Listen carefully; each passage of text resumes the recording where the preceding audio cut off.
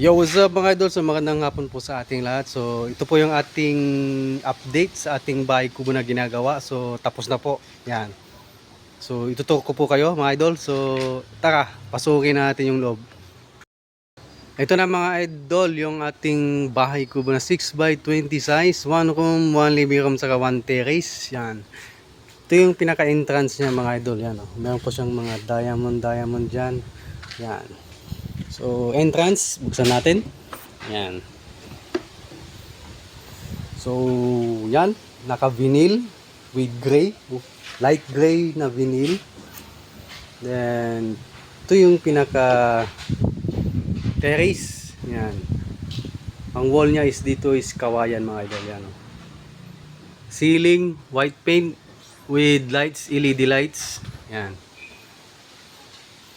So ito po yung kanyang terrace mga idol. Yan. Living room, ito po. Naka-funnel door po ang ating door. With TV divider with design, marble design. Yan. So gray po ang ating interior paint. Yan. Sliding window with back door mga idol. Yan. Ang ganda ng pagkaka-aspi. Yan. Pwede po kayo magpa-extension. Pwede po. So ito po yung kanyang kwarto mga idol. Yan. With double deck bed.